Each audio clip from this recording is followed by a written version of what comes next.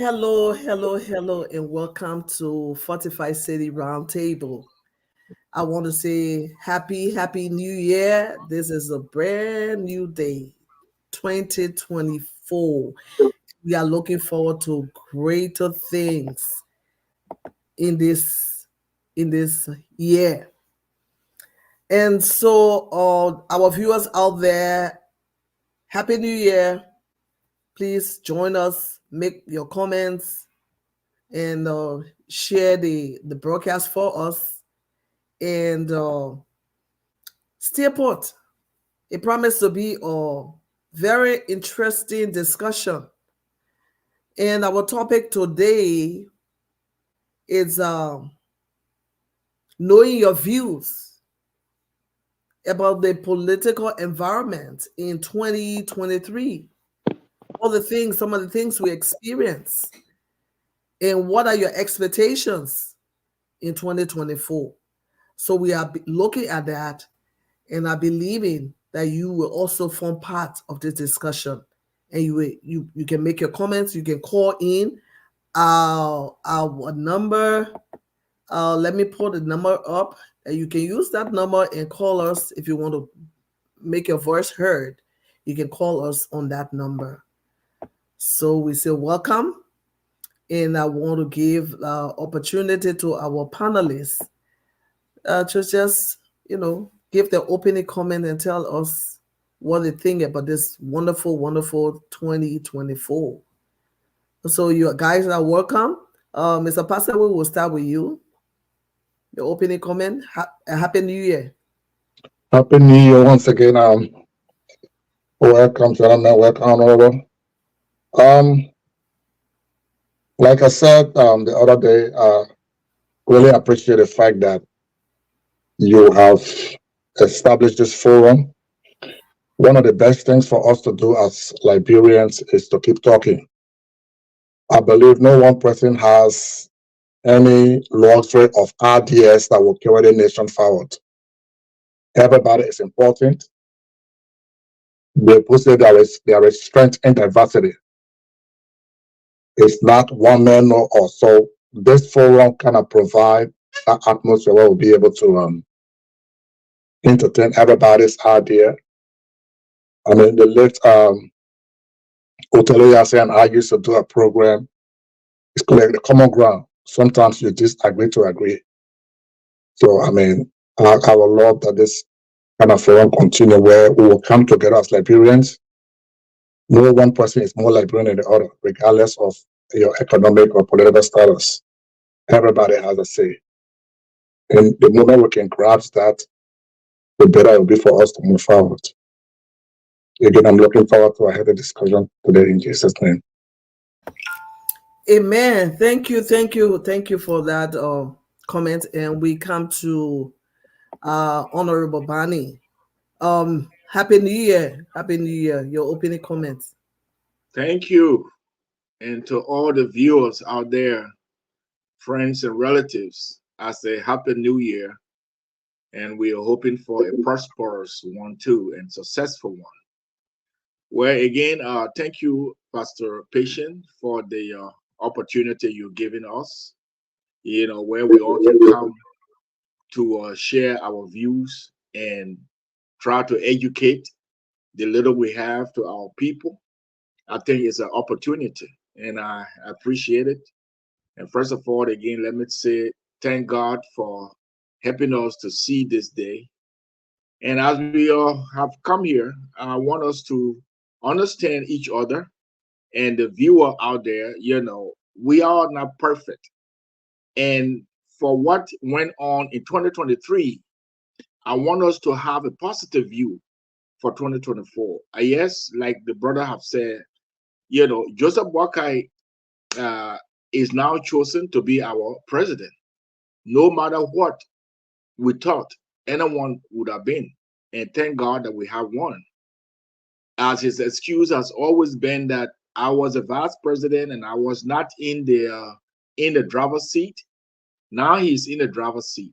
All we have to do now is to all gather around him to see that our country go forward. It should not be a game fight. The only reason that 2023 was different, as I'm expecting positive in this, was that 2023 people were not given the chance to exhibit what they had. So we are looking forward to Joseph Boakai giving us opportunities, those of us who have clear mind for our country, to exhibit it. So as we go through it, yeah, let's be positive. Thank you. Thank you. Thank you, Mr. Barney. Mr. Cannibal, Merry Christmas again and Happy New Year. Same to you, patient, Pastor Patient. Happy New Year to all of my brothers and the lady. Uh, I'm happy to be on the panel because, you know, we have a country that is called Liberia. We love our country, those of us who do this. Everything we say here is not set in stone. We are people who make mistakes. We are people who are open to corrections. And the thing there is, leadership is very difficult. So I feel that Joseph Boakai had been elected. 2023 was a year of the struggle for the Liberian people.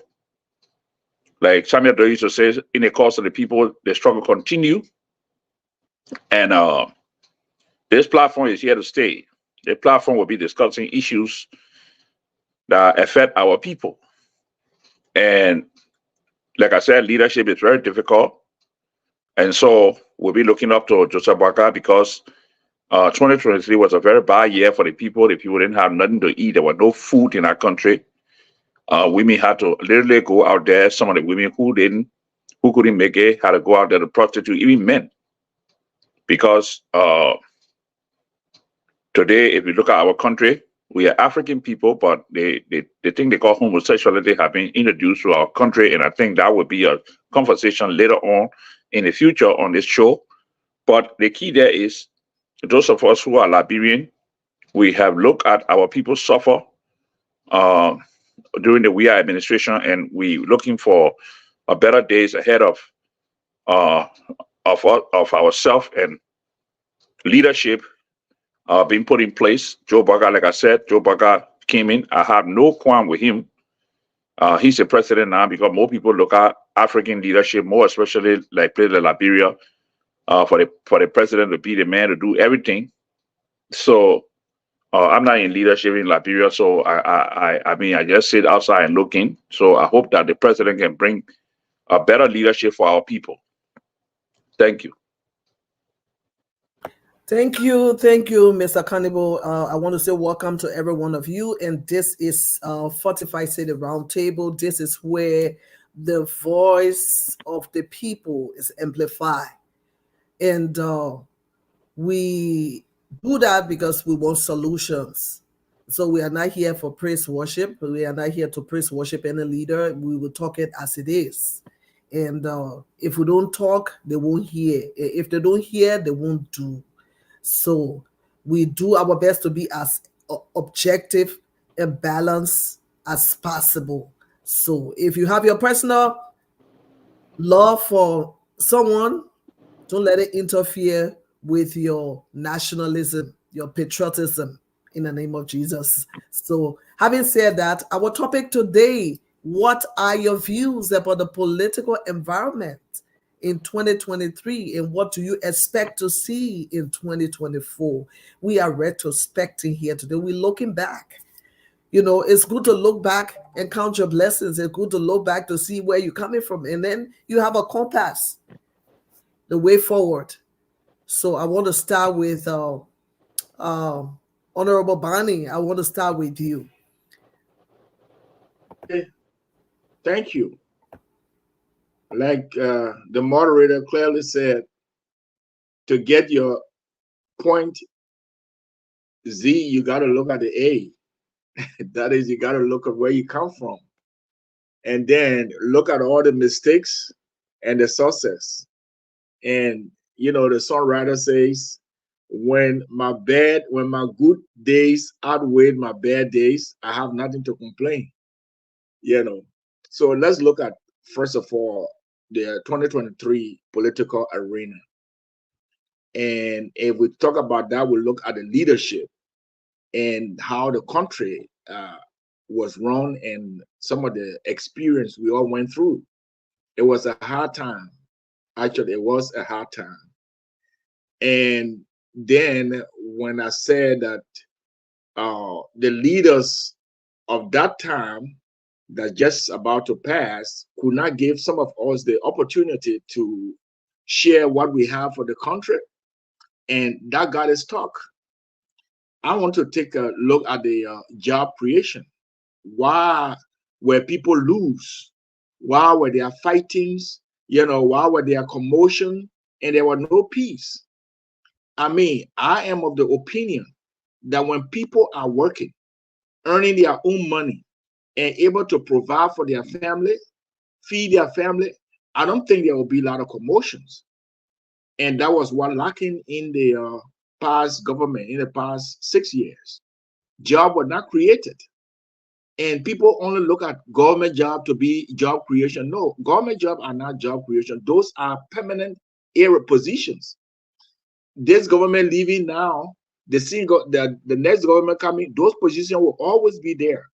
But job creations are when investors can come in, especially so those officials that we had with the money, like Belinda Ure, and all of the rich guys, they could open a place to employ at least 100 Liberians each, and not only depend on Firestone. So I am looking forward to the next government creating jobs. And as a matter of fact, we have several areas to create jobs. Let's look at our military. Our military is depleted. So if Joseph Boakai would pay attention to rebuilding the military, that can employ a lot of youth from off the street, especially the ex-combatant. We can gather these people and retrain them.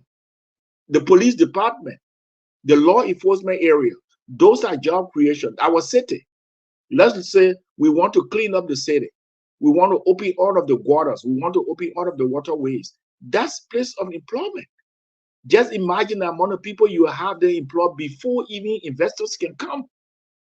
We might end up even fighting over employers or employees if the government will put all these things into perspectives. So I'm looking forward to Joseph Boakai doing things differently than the past, and that is to create jobs, especially so for our young women. I'm more concerned about the young women than most people in our society, because these are the people who are always marginalized and are misused, for little of nothing. So if women are working and able to survive on their own, I think our society would be better. So that's what I would expect to see. More to come. Thank you. Thank you. You talk about job creation, talk about employment, and you talk about looking. People should not be looking at government as the only employer.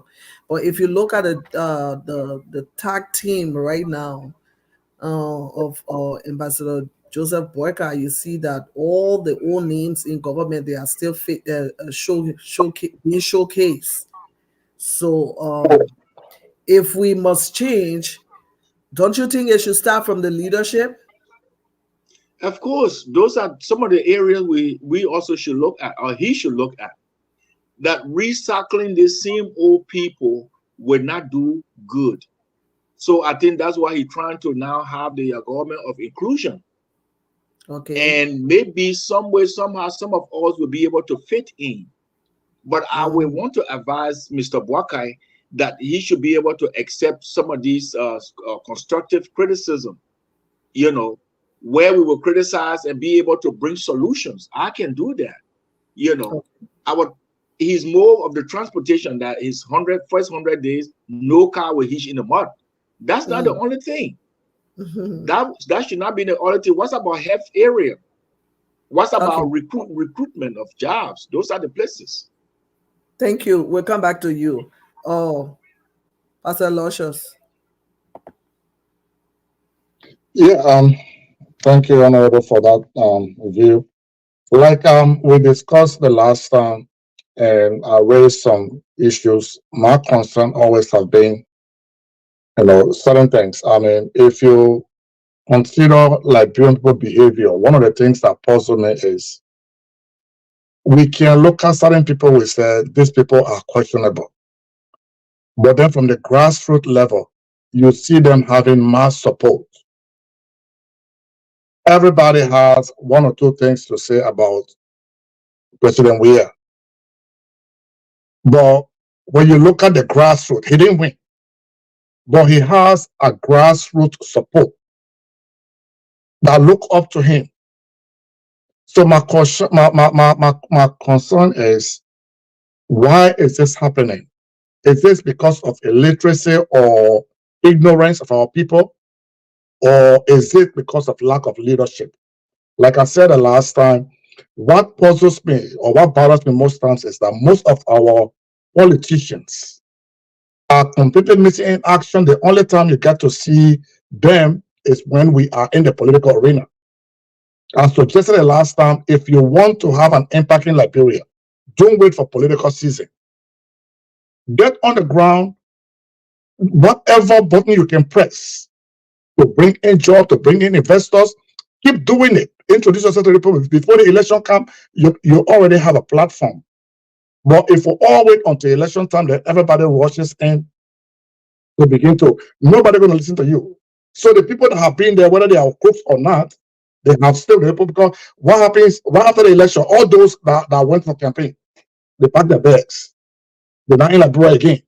That the same old rogues, that the same old thieves that we're talking about, they are the one that deal with the people. So people get used to them. So sometimes when things come, it puzzles me. Why is everybody looking at the person that we think is not qualified? It's because the person have been with them all throughout.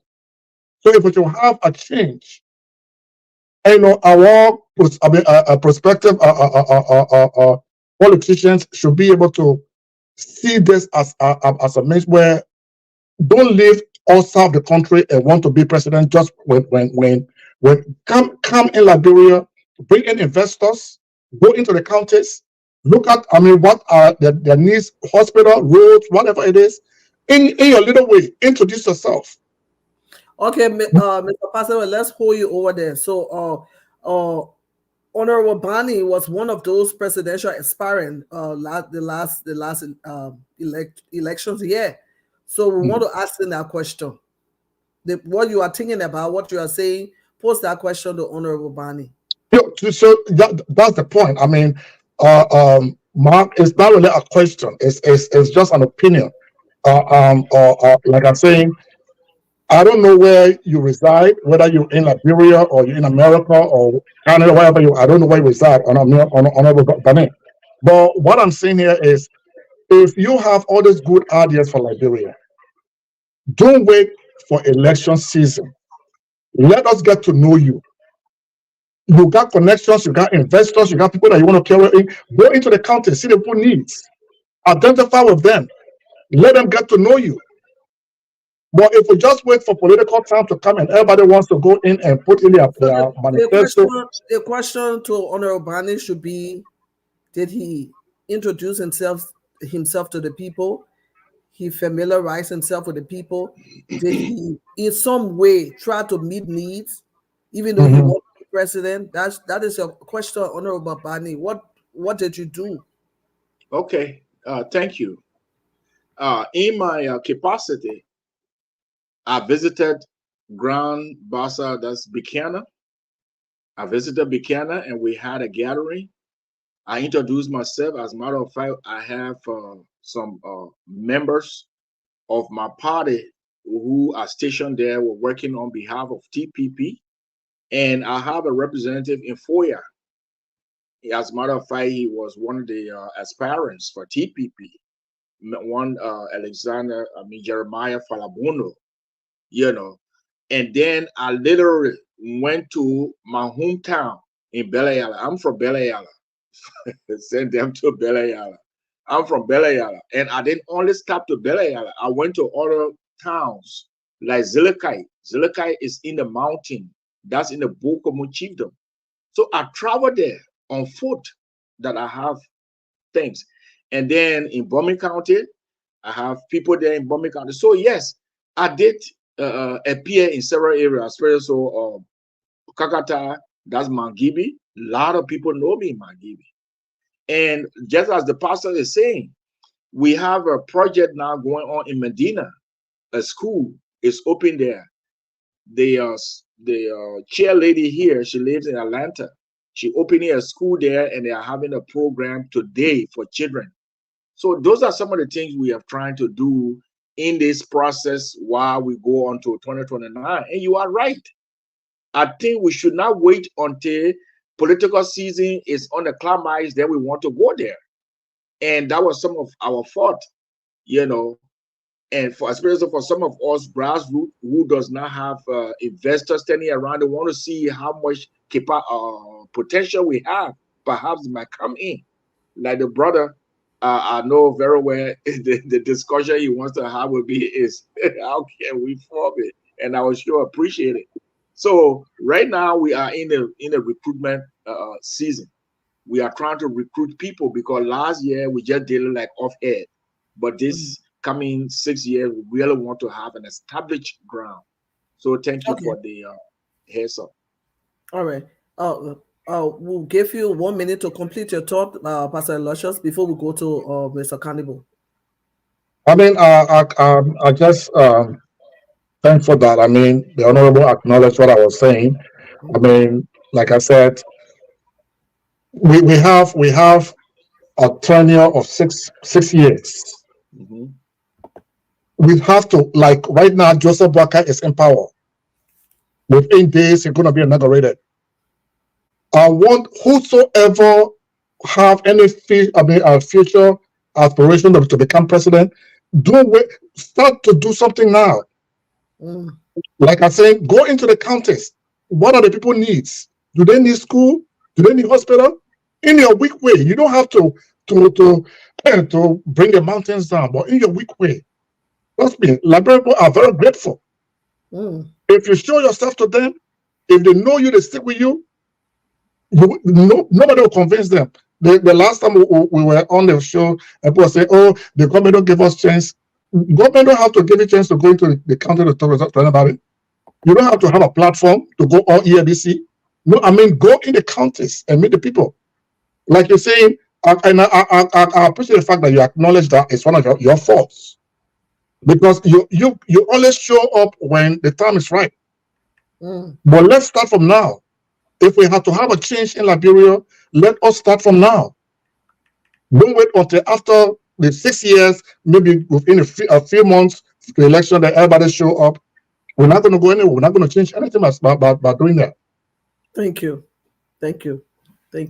We go to Mr. Cannibal. If you're just joining us, this is 45 Cities TV, and this is the round table. Our discussion is all about the views about the political environment in 2023 and what do you expect to see in 2024. We want to say Happy New Year, and this is the station that amplifies the voice of the people, the common people, the ordinary people, and we're here to highlight issues affecting their lives and to bring possible solutions. And so if you are joining us for the first time, you are in the right place. So join us continuously, do us a favor and share the broadcast. We want to know your thoughts, your opinion, Mr. Cannibal. First of all, I will go to the past before I come to the present. Exactly. The past, the Liberian government right after the war when Ellen came to power, from Ellen to George Weah. George Weah then refused to run what they call a real government in Liberia. They decided to run a mafia organization. The mafia, what I'm saying is the fact that go ahead. We want to know what is a mafia organization. They ran the Liberian government like a mafia organization because there were arbitrary killing in this country. People who said something, people who knew anything had to be killed to conceal evidence of where they knew, like the full government auditors as an example. Then you look at the kind of mayhem that took place there, the kind of violence that took place. They got a guy, Jefferson Kochi, who was the mayor, or who is the mayor because there is a lame duck government still there. We'll wait for February, January 24th for the new government to be inaugurated. These are people who created gangs in the country, and they were doing their own thing, and they were beating people, and the country as a whole were completely poor as it relates to the Liberian citizens themselves. Prostitution quadrupled between both men and women. Poverty engulfed our country, and people could not get a loaf of bread to eat. Those are things that never should have happened in our country. And then the reason why I said the government that George Weah ran was a mafia organization was the fact that there is nowhere in the world a president would sit at a football field or at a game and authorize the finance minister to send him money to say, this is my farm. Even people who run in their own farm cannot just get up because there are economic, like economically you run the farm in a way where you got people that run that farm, and you can't just get up because you got accounting and other people. You can't just get up and call the chief accountant and say, look, send me so and so money. But that's what we were doing.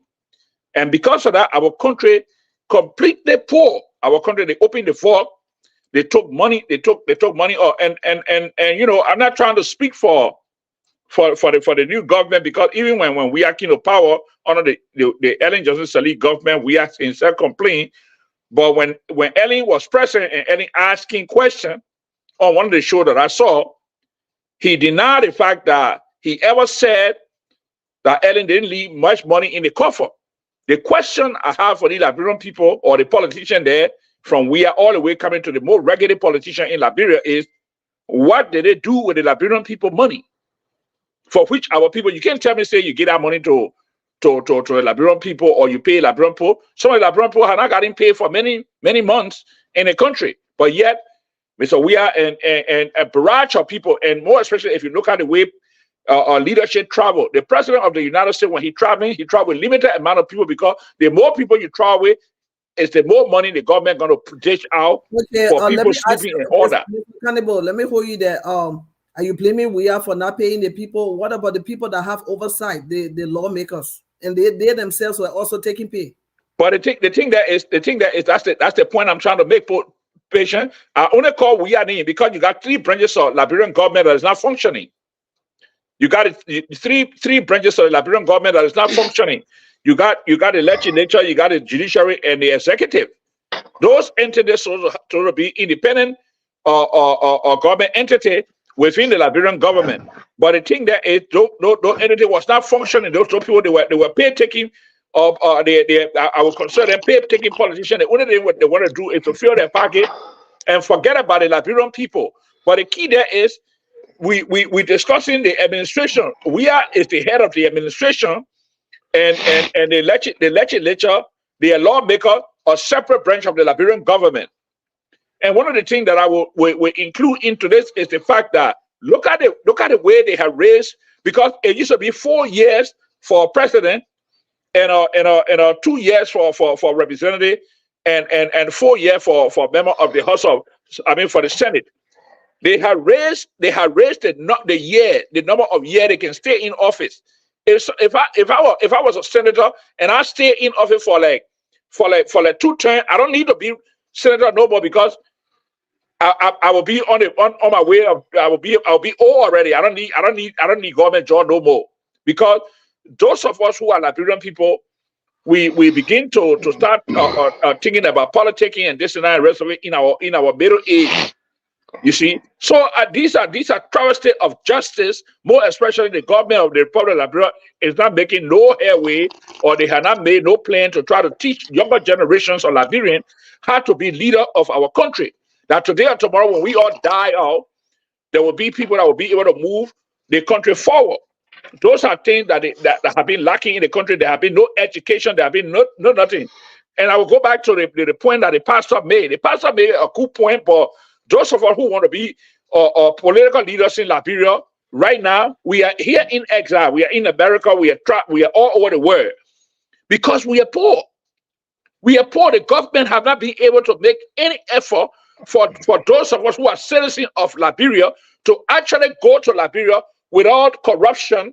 More especially, we discussed the corruption, but if you look at what has happened in our country, where even if you took go back to the book that this guy wrote, there is a man who was a tennis player in this country called Arthur Ashe. He wrote a book on his dying bed called the Arthur Ashe on his dying bed. That's the name of the book. Look for that book and read it. The Liberian government, because in fact, when you look at the African American in this country, because of the historic nature of Liberia, they decided to go back to Liberia to invest. Arthur Ashe was one of those people who took millions of dollars back home to Liberia because of corruption. The government of the Republic of Liberia duped that man out of millions of Liberia, and he didn't realize his dream, and he died here in this country. So those are things that we need to start looking at to actually fix the country economically. The way forward, like me, I have not seen Joe Biden leadership yet because he was president, and more especially when it comes to the Liberian constitution.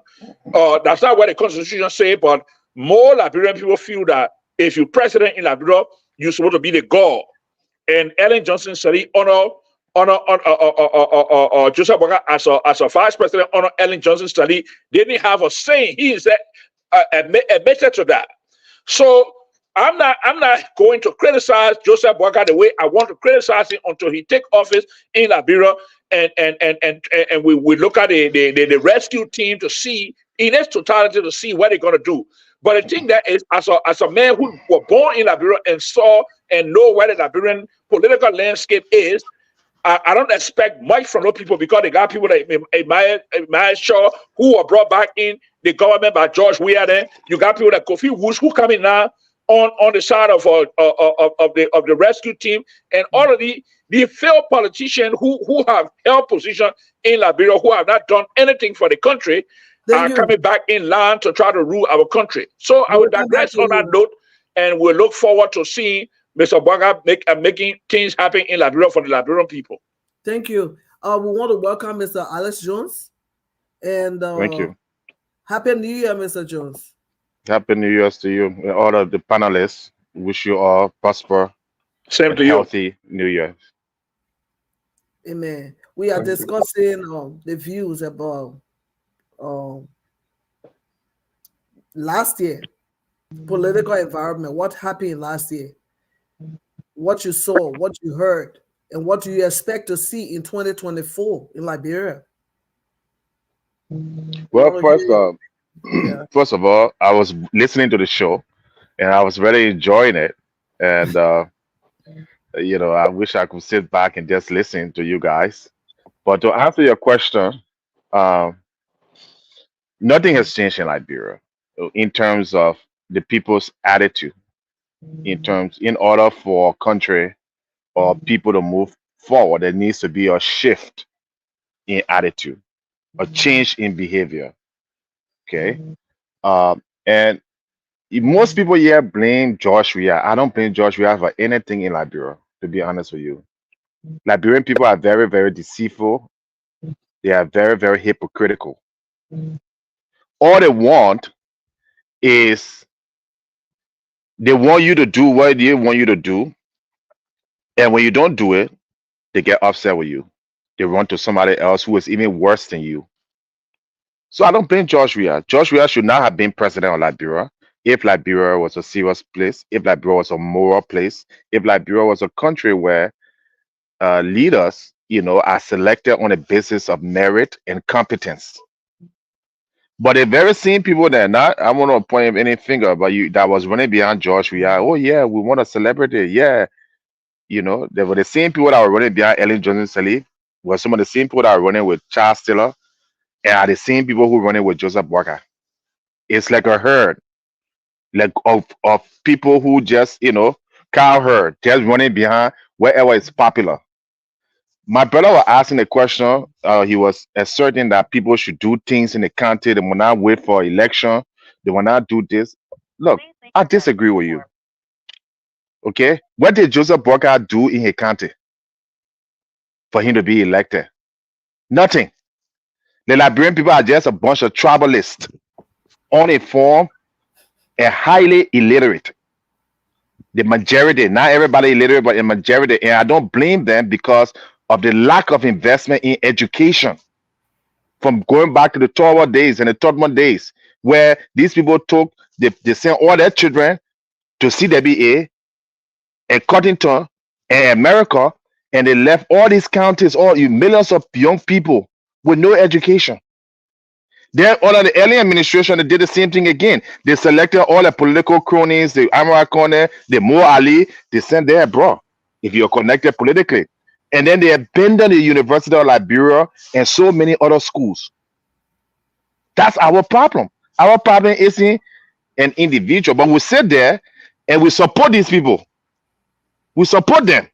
Just like we're sitting here now and we're supporting a man who was in a corrupt regime, a man who have misled many administration workers, a man who has not spoken one time for the Liberian people or the plan over the last 5 years that happened.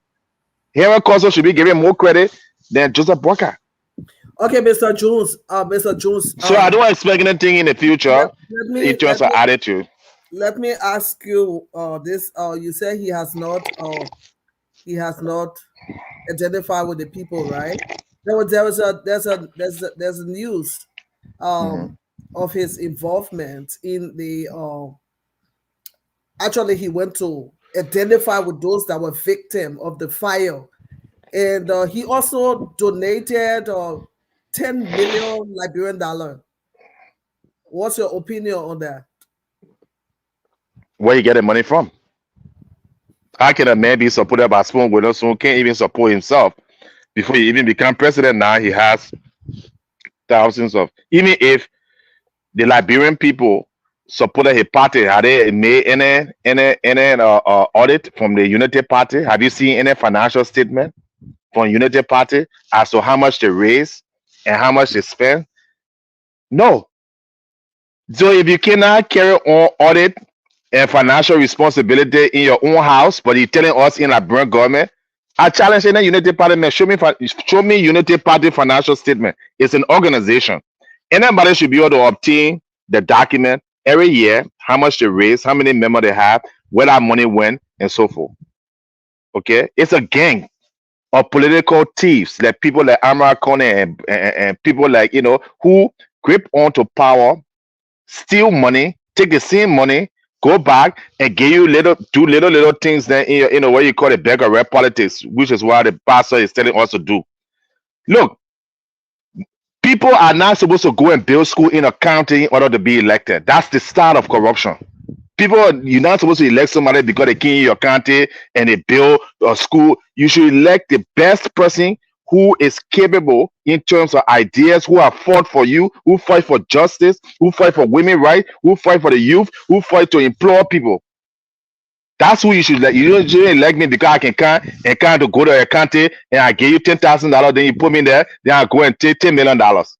We've been playing that game, and I have most of these people in the Edwin Snow. So you're telling us to do the same thing instead of fighting against injustices, corruption, looking for leaders that will stand up and be bold and say the truth and stand up for what is right. We want leaders to kind of give the people talking, can't give a little bit of money and do a little bit of things. That is government responsibility. The government has an $800 million budget every year, or $500 million budget. It's their responsibility to build schools and hospitals. It's not any politician. So we are encouraging corruption from the start. And that's our problem. And the educated people, the media, we are the problem. Because we go and we tell the people that to do the wrong things. We tell the people vote for that person, like for instance, what the man in Joseph, what he named the senator for Moswado County, Sir Joseph. So he takes money from the government and builds his own university. You don't have a problem. Prince Johnson takes money from the government and builds his own. You don't have a problem with that. That's not conflict of interest. That is not corruption. While you're serving, you have a school. You're the one supposed to be regulating schools and passing laws for the government to build schools, but you're building your own school where you determine what goes on there. And we sit here, we say we educated people, and we say, oh, yeah, it's okay, at least. So that's the problem. We, the educated people, we sometimes play into, party and tribes and I don't hate no Liberian politician. I don't like any of them. I just want to stand up for the truth. If Thank Joe you. Boyka does the truth, I will support him. But so far, like I said, he's another tribalist, incompetent, useless politician. And I'm Okay. not gonna sit there and bend my words, waiting for him to well, the next 40 years old, 80 years old, almost We'll 80 come years back old, he to do you. nothing. That 2 years from now he'll do something. Let's be serious here. Okay, we'll come back to you. I want to Pastor Aloysius to respond to you because you made a statement concerning his interjection. Go ahead, Pastor Aloysius. I don't really have a problem with, like I said, everybody has or entitled to their opinions or their views. I mean, I don't really have any problem against that. We are on this panel to come up with some positive discussions as to how to move Liberia forward. And like I said from my opening statement, no one person has the magic wand to push Liberia forward. It has to take everybody's idea. Nobody should claim to have monopoly over the solution to move Liberia forward. We should learn to incorporate the ideas of every opposition. We sometimes, like people say, we disagree to agree. We have to come to a common ground. So if you say the way you see it is the only way forward, then you also place yourself in a category of call like a dictator. I mean, just how I see it, the high supposed to go. Well, if everybody comes in with a view, I mean, not agree with you, but everybody has a contribution to make. So my suggestion, I was saying is that I don't see it as a corruption. I'm not saying go bribe somebody or give somebody a bag of rice. I'm saying identify with the people, get into the counties, let people get to know you, see their needs, so that even when you get in power, you know exactly what can I do for the person, what can I do here. Okay. All right. Thank you. Thank you, Pastor Aloysius. Well, during the campaign last year, 2023, we heard that the president-elect, Ambassador Joseph Boyka, didn't really have the funding, and I think he asserted that he has some outstanding balances with banks. But here we are, we know and we heard it is written, press release, that he made a donation of 10 million Liberian dollars. So how do we reconcile that? This is a man that did not have money during elections. Now he's making that kind of donations. Are we going back to where we came from? Where you have business people and all those people that interject funding into the presidency so they can have a voice in the economy, when this is supposed to be a rescue team. How can we reconcile with him not having money during the time of elections, and now that elections is over, he's certificated, now he has money? I will Well, start with, if I can jump in that quick, I yeah, mean, we have a long way to go. You know, yeah. all this thing, like somebody mentioned that they don't blame President Weah for anything. And I think I'll start with that a little bit. I mean, the foundation has been weak from the very beginning. We had never had, like in America, what they call the campaign finance regulations. We don't have that here, and we don't have that in Liberia. Because if you should So have campaign finance huh? yeah, so if we are still building on the old order, so where is the rescue then? No, what I'm saying is, if to say we have something like a campaign finance regulation, Yeah. I mean, we like Joseph Walker came in, we knew what he was, because money that coming in into your finance, I mean, into your campaign. You Mm-hmm. know, I mean, you have to be able to know how to use it. But if you come in poor and maybe during your campaign, people donate onto you, if it's not government money, you entitled to it, you know what you're doing. Because there are people that I can come in poor based on my performance. I will solicit enough funds from people, and before the end of the campaign, I got X amount of money. That's not government money. That's my campaign money. No, it's not government It, money. no, But no. I the can money, the let me money just people, point out. go ahead. Let me just respond to Reverend Work there. What is Unity Party? It's a legal entity. It's a corporation, right? Mhm. It's just a non-profit political party. What is a political party? Liberian people have to understand the meaning. Political party does not mean it belongs to the standard bearer. When people donate to a political party, they are not giving it to make the standard bearer rich. That's our first place in Liberia. You got all the more all the educated people passing around, all the on spoon TV. The political party is an institution. If you cannot manage an institution in a transparent manner, okay, in a non-corrupt way, then how can you manage the country? Like you said, if I donate $2 to Joseph Boga campaign, I'm not giving it to him. I expect them to have a finance committee. I expect them to have an audit committee. I expect them to have all of the tappings of an institution. He's the head of the political party. Maybe they can give me a salary and say, okay, we'll give you $5,000 a month during the campaign. But that should be on the financial statement. So you got your Kofi Woods and your educated people, and you got your American and your finance people. They don't know that a political party is supposed to file what you call an annual report. They don't know that when money comes in the political party, it's supposed to be disclosed to the members and the public. They don't know that one. But then at the same point, you take it for them and say, oh, go manage the national resources.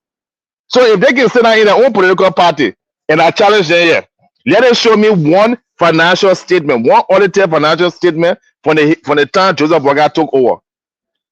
They can't show it. They don't have it. So money comes, it goes in a pocket, like you said. It's not government money, but it's an institution money. So don't back that. That's where corruption starts from. If I have a nonprofit, I started Alice Jones Foundation, I still have to file a financial statement every year. I still have to be audited because the public is giving money to me. He giving the money to me so I can take care of build my house. They give the money to me for the cost. Okay, Mr. So that's why we get it wrong. Okay, we give other people the chance to respond to that as well. Mr. Bani, we're talking about how can we reconcile a person that says he don't have any money and all of a sudden he's making donation of 10 million. Which is 53,000 US dollars. I just did the calculation. 1 minute. 1 minute. 1 minute. I had okay, Somebody go ahead. Okay. Go ahead, Mr. Bani. All right. On that note, oh, somebody keep calling me. I'm sorry. Okay. On that note, can you hear me now? Yeah, we can hear you. Yeah, okay, yeah. Okay, just follow my volume. Okay, on that note, my opinion or my take on that is he is acting very well, I'm not gonna put it very, but I think it is out of order. In that you have not taken office yet as the president. I think he's overcutting the sitting president. You know, yes, he may have done that out of his own humanitarian feeling, but except if he did it as Joseph Boakai and not as the incoming president, you know. Otherwise than that, the question would be like June just said, where did the money come from? And like you said, where's the money coming from? You have been crying all along that you are poor, you don't have no money, nothing. And all of it, just in few months, you got 10 million Liberian dollar to just share on one incident. Suppose, God forbid, another incident happen tomorrow again on Bummy Highway. Are you going to give $10 million? Suppose another thing happen on Lofa Highway. Are you going to share that money like that? I think that is where the poor governance comes from. When government or leaders want to make their name, you know, okay, the rescue, that could be a formula for rescue, but that should not be done now while you are in the process of taking office. So what would George Weah says? That you're trying to overcut him or undercut him. You know, I don't think that was right. You know, that was not appropriate. That was not the appropriate time. You would have sent, I think Joseph Boakai would have sent a team there to to help in the medical way, but not to give that huge sum of money when especially so workers have never even got paid. If he would have used that in civil service area to say, well, let me compensate, I think that would have been one of the rescue thing to do But than to just spend that on one incident. He's not in office yet, and so he No, cannot he's not in be office yet. responsible for civil servants. But So if he can't do that for a civil servant, then don't just use that on one incident, $10 million. That was too much. Yeah, because And so the question now that use, where's the money coming from? Or even if the donors, if donors gave you that money and you just using money like that, we'll start questioning you. Okay, thank you so much. Let me go to Mr. Cannibal, but before then, let me read part of the release. We are here today to console you. That's a direct comment from the president-elect.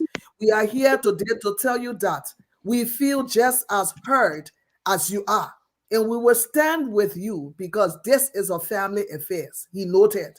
While making remarks at the church service, President-elect Boyka presented 10 million Liberian dollars and donated 200 bags of rice, 25 kg bags of rice. Mr. Cannibal, we want to hear your... I think, even though I believe that I should speak against corruption and this and that and the rest of it in the Republic of Liberia, but I think knowing and looking at the Liberian political landscape in our country, those of us on the panel have become very complacent when it comes to the donation Joseph Boyka made. Joseph Boyka, I'm not a fan of Joseph Boyka, neither would I be a fan of the Liberian government until they do the right thing.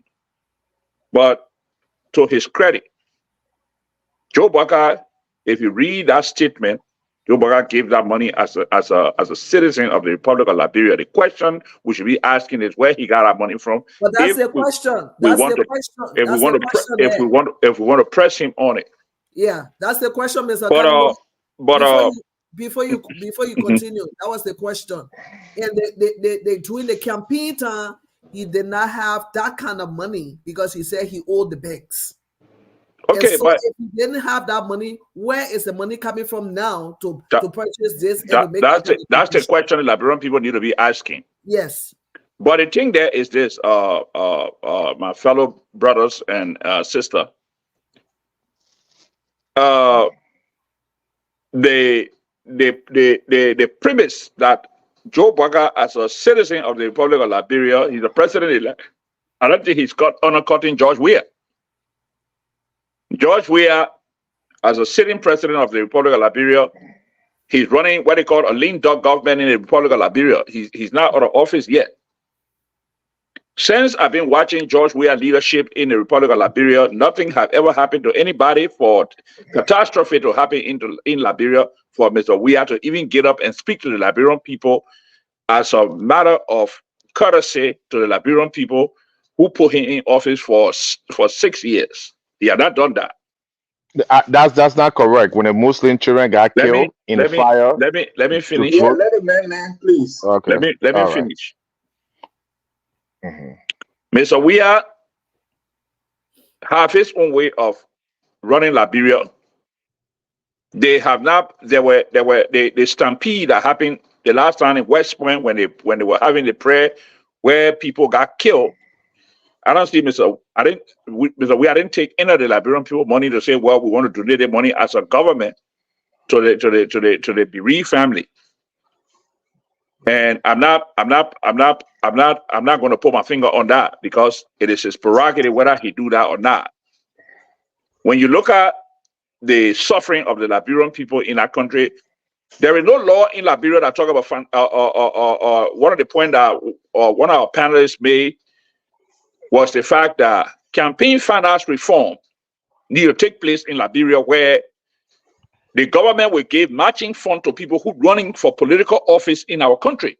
That would be something that will eliminate a lot of the corruption because the government you will be forced to make report to the government after you have collected that money. Because if you're raising money in the country and you got money from the national government, it is incumbent upon you to make report and this and that and the rest of it. Now let's look at the actual point of how corruption has engulfed our country, more especially when it comes to that raising money thing that is going on in Liberia among politicians. You got people who, like my brother rightly said, you got Prince Johnson building his own university. Is a conflict of interest. You got our senator from Grand Bassa County. I'm from Bassa. Normally, Kanga has a foundation, and that foundation is illegal by law. For you to be a sitting senator, it's a law in the country. It's a law that you cannot be a sitting senator, neither a representative, to have a foundation. It's conflict of interest. And you got people like Joseph, you got all the other so-called politicians who got schools and what's the guy named, or that guy who used to be on the playing field near JFK there, who is the NDP? I mean, it's the from Lofa County now. Who is the representative? I know he's a senator or representative. Or that kitty guy, Thomas Fala. And all the people building schools in Liberia and this and that. The question there is where they take the money from. So Liberia is a complete mess when it comes to finances or corruption. So those of us who are I don't know how to call ourselves, those of us who want to see transparency take place in the country, I think we need to start lining up now to try to make sure that some of the laws are changed in a country where if you and start questioning these people or legitimacy, their political legitimacy in the country. You see, and because it's a complete conflict of interest. Because if there are no finance, there are no finance or reform in the country, more as it relates to election in Liberia, election finance reform, then this kind of thing will take place in the country. But I don't think that I have a qualm with the fact that Joe Bwaga, as a citizen of Liberia, because he's not in government office yet, he has not taken the oath of office to be president. Where he took that money from, and people have the right, Liberian people have the right to question where he took that money from. But they don't have a right to say he don't have a right to donate money to people who have died in a catastrophe or something like that. So I question where the money coming from, but I don't question why he gave it. Thank you, Mr. Carnival. Now we want to go to 2024. Happy New Year, Happy New Year. We are here in a new year. Our expectations, a lot has happened in 2023. So we want to project, we want to know, and we want to be expectant. What are some of the things you are looking forward to see in 2024 as it concerns Liberia in every sector of the government? I will start with Pastor Aloysius. I mean, we just hope and pray for the best. That's all I can say. Because Liberia is like somebody said on the panel, what we have been doing is recycling people. With one government come, we take off that government code and we wear at the new government code. But the corruption or whatever problem is still there. So I think our way forward is for us a change of attitude, a change of mindset, a change of perspective. Like the brother just said, we need complete reform. We really need to do away with the old system. Because it has been the same old thing. Somebody can be just sugarcoat or whitewash the same old thing that will be happening. I don't have a problem with who remains in government or not. As long as you are qualified, I don't have any problem with it. But what I got problem with is we should be able to have a system that works for the people. A system where there's accountability and transparency. A system where the economy of the country is spread evenly to everybody. It's not just restricted to like in America, people say the top 1%. All right. So, I mean, for me, our mentality has to change. Like I asked, certain things I asked the question earlier. What is responsible? Sometimes I don't understand, like during Opon's presidency or tenure, One of the most popular things I used to have. Oh, pro country. Oh, I'm suffering. But yet still a mass of these people was still behind this ball. As much as everybody was complaining, oh, things are hard, things are very difficult. But when it came to election, everybody was behind. Why is it happening? Is it because of illiteracy or ignorance, or it's because of lack of leadership? And this is where we are claiming that we have better ideas for Liberia. This time for us to move from out of our shadows and make ourselves known. And like I said before, this is not um, bribing anybody. This is not corruption. But if I'm a Liberian, you can't just show up at my doorstep 2 minutes or two months to election time, regardless of what you have. I don't know you. Who are you? So the person who have been with me all through all, even though they are thieves, they are rogues, I better stick with that person. So we have to change our mentality. If Liberia is to move forward, all these things have to be into place. Our politicians that claim to have better idea for us, let us know them before. Like I say, we have 6 years to the next elections. So get on the ground now. Have grassroots organizations. Let people get to know you. Let people get to know what you stand for. Okay. Thank you. Thank you. That's what you want to see in 2024. People that, you know, have a vision for public office, they should start connecting with the communities. We'll go to Honorable Barney. Okay, thank you. And I'll probably be leaving here soon. But let me just interject, like what the pastor's saying and everyone is saying. I would like to see our political arena or our political system be revisited. That we need to revisit our constitution. Like Dr.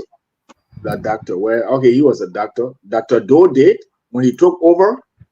He took the constitution and remodeled it. The 1986 constitution, then the 1847.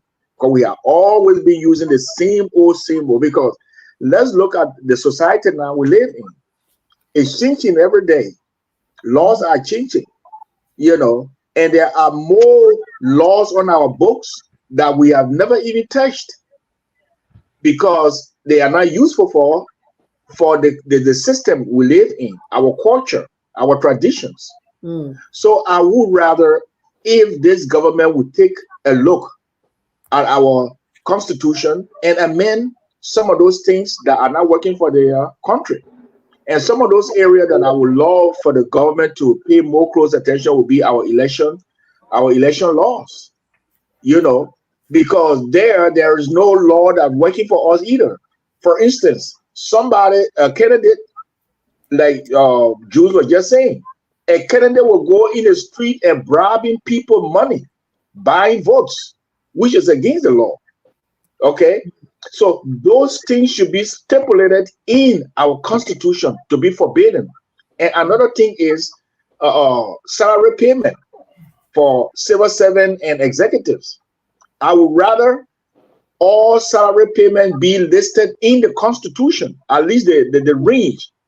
If you're going to receive $2,000 a month, 2,000 to 3,000, it should be in the range in the constitution. Because what is going on, what has been going on, is people are paying themselves huge money that even the government would not have recommended. So if we have this thing stipulated, it would be a felony charge if a senator were going to be paid $15,000 when he has to be paid $10,000 or $5,000, because it's right in there. And another area I want us to look at would be the party system. I think it will streamline our party system. Then the National Election Commission can be able to fund a campaign. They can have campaign funding. But let's look at 20, 25 political parties. Another of them will come in on board, like the pastor saying, until around 2 months, 6 months. You see them popping up just for the money. But if we streamline this thing, I think most of our problems in Liberia will be solved. Our constitution must be revisited. Thank you. When we remodel our constitution, we can be able to work through the system. Okay. So, ladies and gentlemen, let me leave you all for now. I got to take my wife for work. Okay. Thank you so much, Mr. Bani. He wants the constitution amended, and he wants also the election laws amended. I will be monitoring it. So yeah, thank you. So those are some of the I will things. monitor it. Don't cut me off. Just maybe erase me off the board. Thank you, Honorable Bani. Okay. So those are the things he's looking forward to. We go to Mr. Cannibal. Mr. Cannibal, 2024. What's your expectation? 2024, my expectation is people who are jumping on the bandwagon and say, oh, rescue team and rescue team. Don't expect too much too soon, like Samuel Doe said during his term in office as president for the Republic of Liberia. Samuel Doe said that when the PRC came to power, don't expect too much too soon. Because number one, if you look at Liberia, economically, Liberia is completely ruined. Samuel Doe and all these people, all these so-called politicians have enriched themselves at the expense of the Liberian people again. And we're going to start all over economically because there is nothing left. Mr. Cannibal, how soon is too soon? Well, I think when Joe Biden comes to power,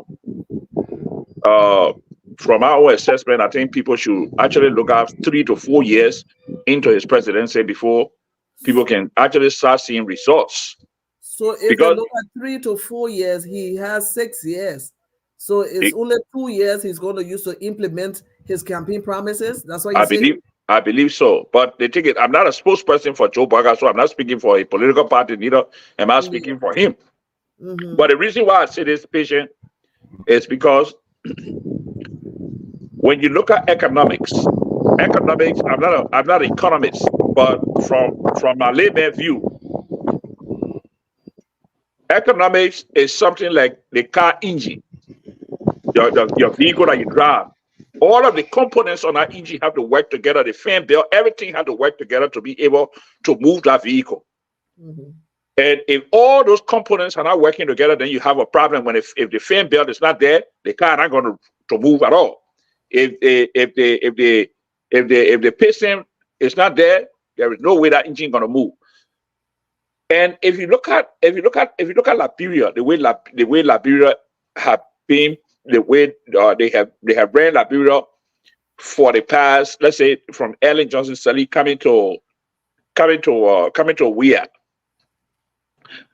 The only person that could have made a very good impact, people say, oh, Ellen Johnson Sirleaf left the economy was all right, and George Weah inherited the economy and he ran it into the ground and this and that and the rest of it. That's why the country is what it is. Oh, when Ellen came to power and people are getting paid, but now George Weah there, nobody getting paid.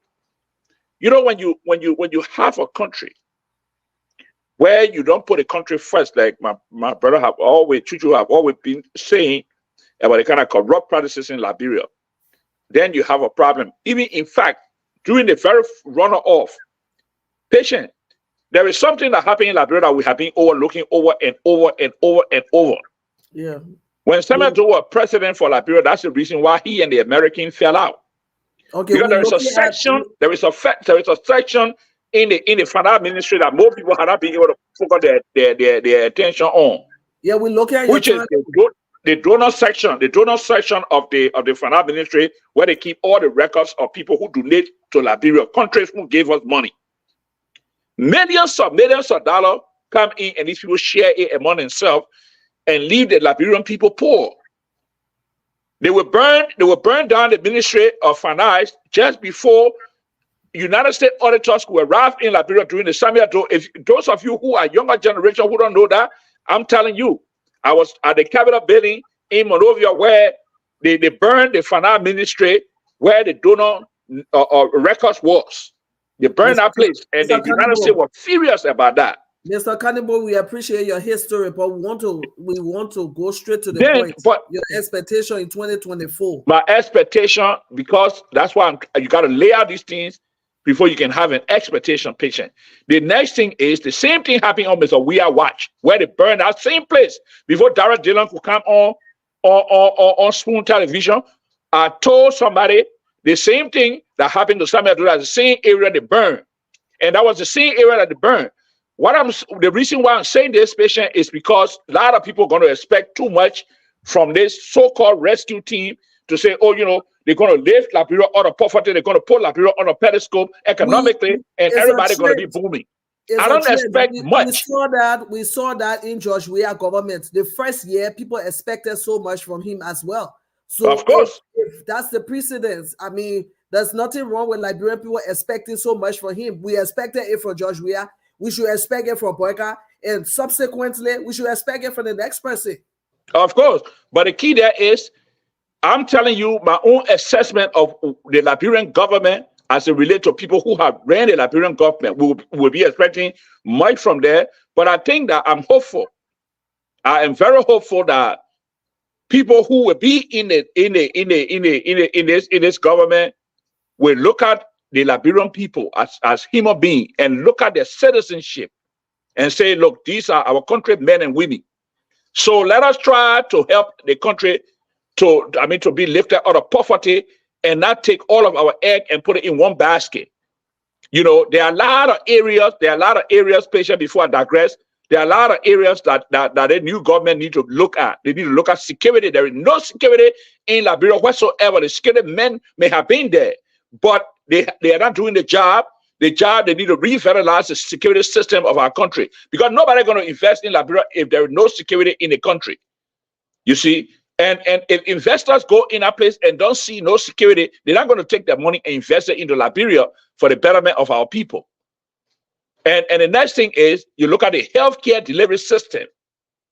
The idea that these people can get sick and get up and leave the country and go and come to Europe and America to get medical assistance and this and that and the rest of it. A case in point is Muna Peno. A case in point is Muna Peno. She was flying from here to India and all over the place. If our government officials that are coming in, our incoming government officials will be flying to foreign land and forget to try to fix the infrastructure, the medical infrastructure in our country, then we're wasting time. Then of course it would be the same old 6 and 7. We have a long list of examples when it comes to foreign travel, medical foreign travel, because even the vice president herself was in Ghana some time ago. Of course. So that's something that the Liberian government have to look at to make sure that healthcare is adequate, so the citizens can be well and properly taken care of. We want to go to not Cannibal, but Mr. Jones. Okay, look, I think we said it all, but I think the mistake we always make is that, people expect bad people, corrupt people to change themselves. Even in America, where there was serious racism, okay, the people, Martin Luther King, had to stage protests, okay, to come out in the 60s, okay, boycotts for the great United States to incorporate Black people. Okay, so what I'm going to say here today is going to be very controversial, but allow me. One of the major problems in Liberia is the United States government, the policy towards Liberia. It's been a flawed policy, and they have misled us into believing that you can take a country like Liberia with a very high illiteracy rate, right? And they can have elections and they can have democracy. It doesn't happen anywhere in the world. Okay, they try it. Look who we end up with. We end up with Charles Taylor. Charles Taylor won by a huge margin in Liberia after carrying on serious atrocities. Okay, then they scratch their head. Oh, Taylor are bad, but we want to promote democracy in Liberia. Let me arrest him and let put him in jail, and everything will be over. Then they have another election, Any Joseph Salif. This woman who was part of the war, who said that you burn down, violently burn down the executive marshal, no matter who get killed, no matter how many lives while she sit in America eating ice cream. The king that supported her, she won the election. She went back and brought the same old people, corrupt people who exploited the Liberian people for 12 years.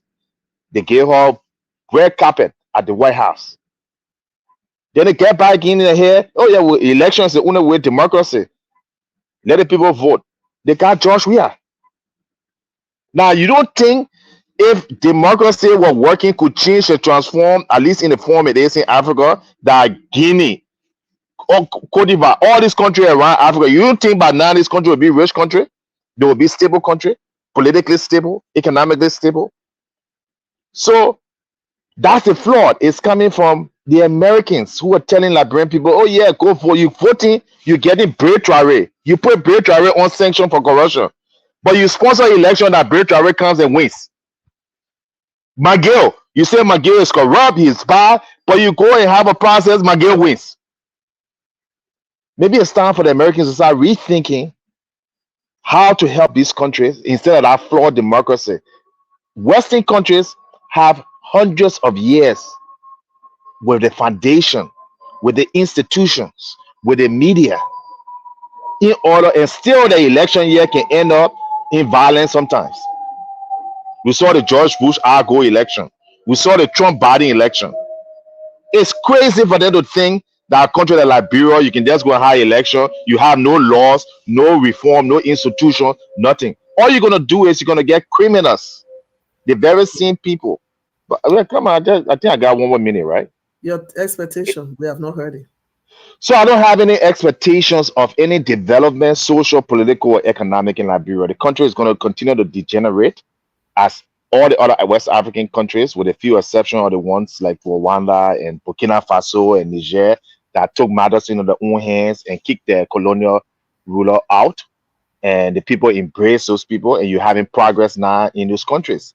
Eventually, you're going to have some kind of real transformation, and it cannot be done through democratic institutions because the foundation for democratic institutions is not laid. Let me give you a last point.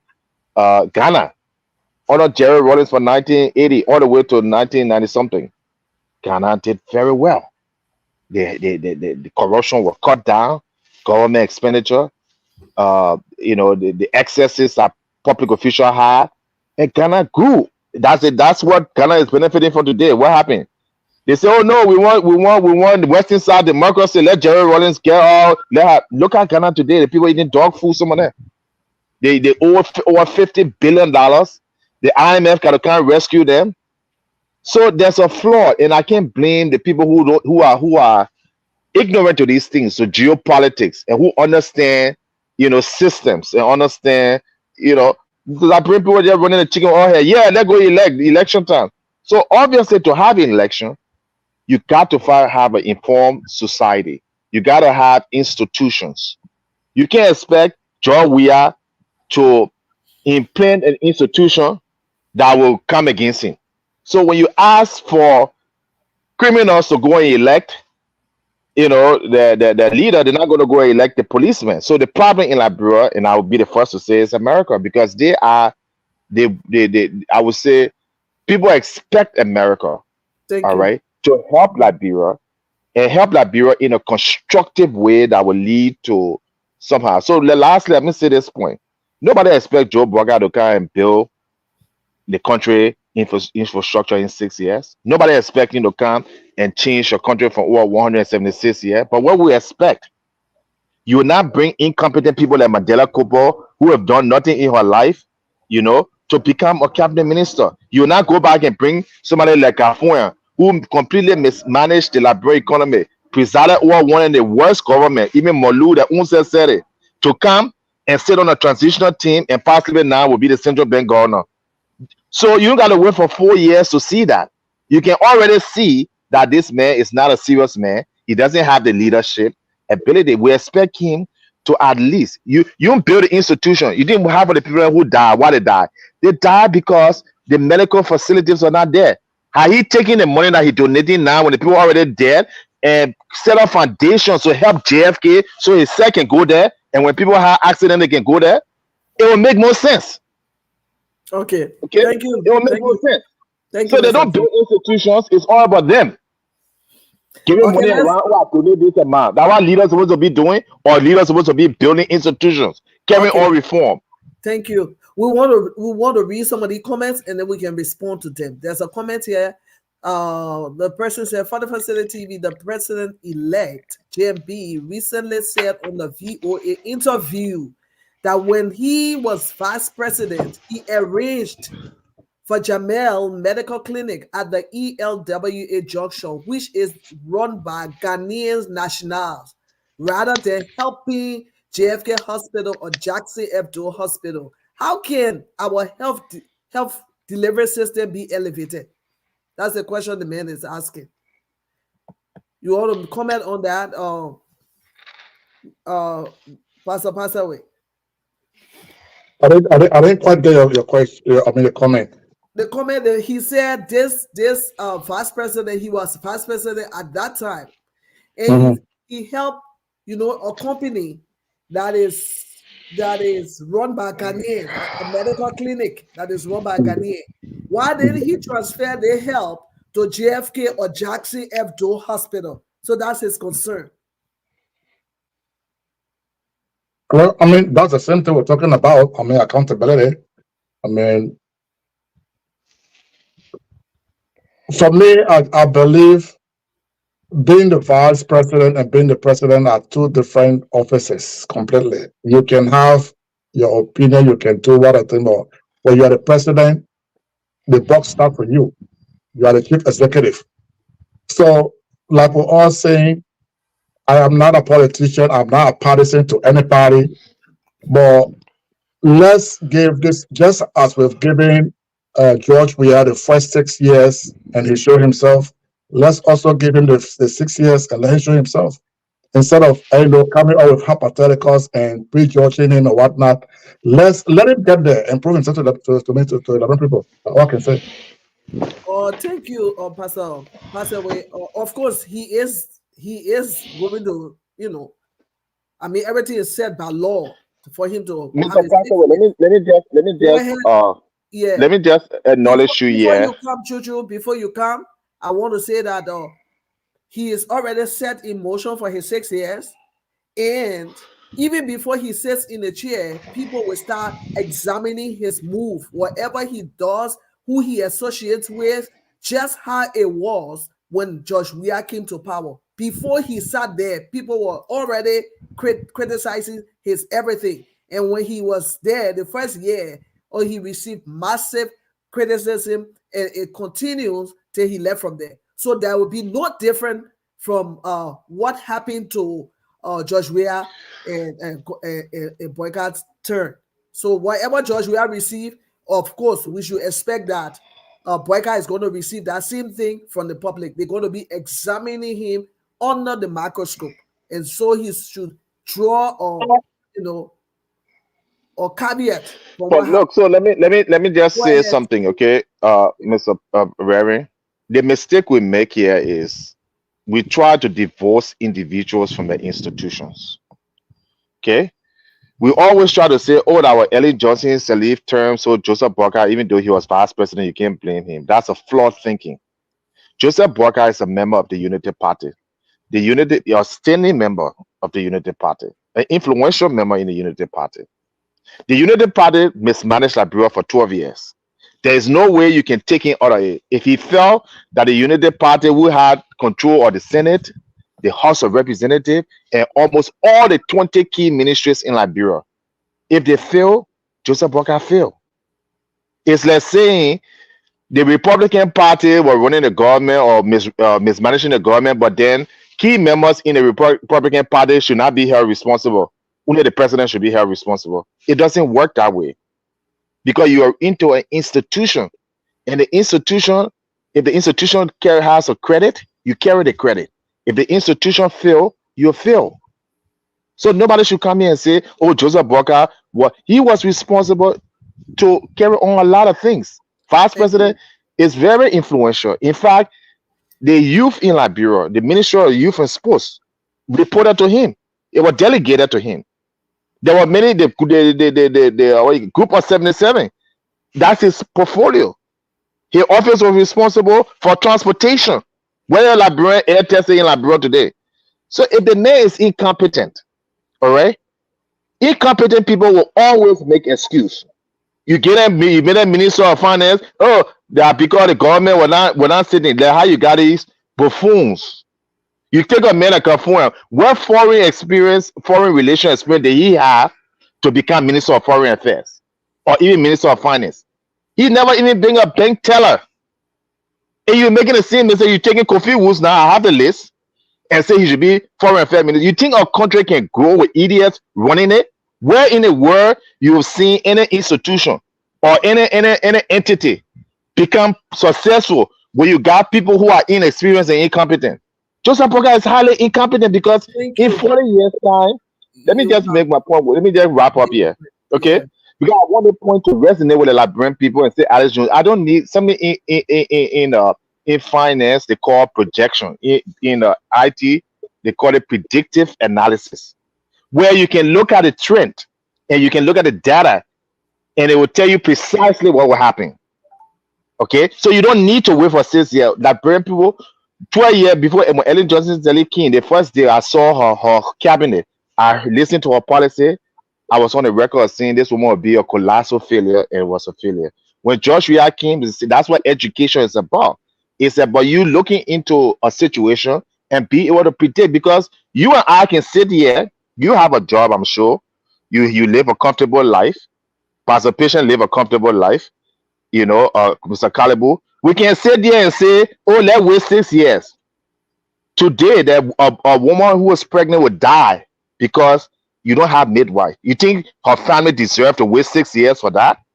Tomorrow, somebody will get hit by a car and they will not have the money for blood transfusion and they will die because they're not part of the government. If that was a government official or they were Joseph Boga, they will get in the plane on the government expense and come to America. So let us not be cruel and think because we are comfortable, we can get our job and make our living. Where 80 to 90% of the people are in dire strife. They can't even make $60 a month. But we say they should wait for another 6 years. Let's test what Joseph Boga. I say they should have a revolution 3 months time. He do what he needs to do. The Great Britain. Hello. The Great Britain changed. Hello. The Great Britain. You're 2 minutes over. Yeah, well, I just gotta make this last point and then I'm done. The Great Britain, they changed almost 6 prime ministers in 4 years' time. When they last there, I think 6 months. Why do you think they do that? Because they don't have the luxury for somebody to come and keep messing up and the country keep going down and they say, let's wait for the person we elected him.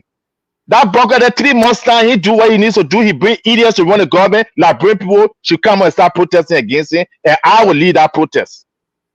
We don't have the luxury. We don't have the luxury. That people are suffering. People's lives depend on young people. You have lived your life. I have lived my life. I don't need to work for government or anybody. But young people in the country, young girls there, don't have jobs. They telling me 6 years. Thank you, Mr. Jones. Thank you. Let's just read one more of the comments so we can close.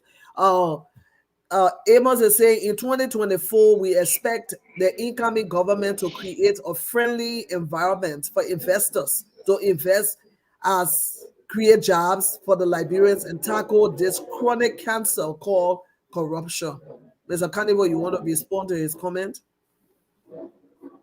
1 minute, Mr. Carnival. Amos is saying the truth, and in fact, myself, I'm about to leave because I have to go. We are rounding up. Yeah, we need to round up this. But the thing that is, Amos is saying the truth.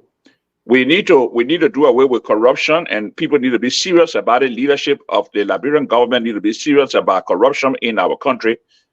But most of the point that my brother made was 100% true.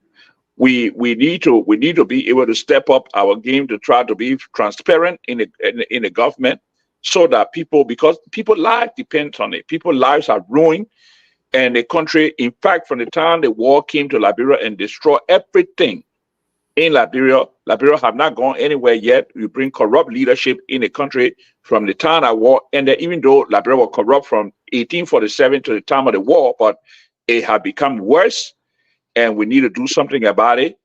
And like the pastor said rightly, people need to be in Liberia before election take place so that we can be beating the drums about corruption and all these things before the election can come close.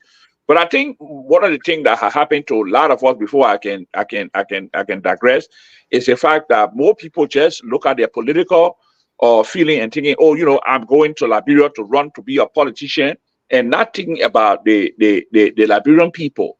I think we need to be neutral. Some of us need to be neutral because some of us don't want political job in Liberia. But I think we need to speak on behalf of our people, because the Bible said, "Let those who have voice speak for the voiceless." And those of us who don't have the time to run for political office in Liberia, we can be able to speak on behalf of the people. And like That's why a we are typical here. example of that patient is what we are doing here today. And of Yeah. course, you know me, when I started my platform, I was always speaking against George Weah. Then today, it paid off. The Liberian people voted in record number to remove this government, and the new one that are coming in, when they do the same thing, we will continue to speak. Thank you. Thank you. And having said that, we want to end on this note. This has been the Fortified City Roundtable discussion, and we are here every Saturday and Sunday, and there will be a full schedule. But for now, we are here every Saturday.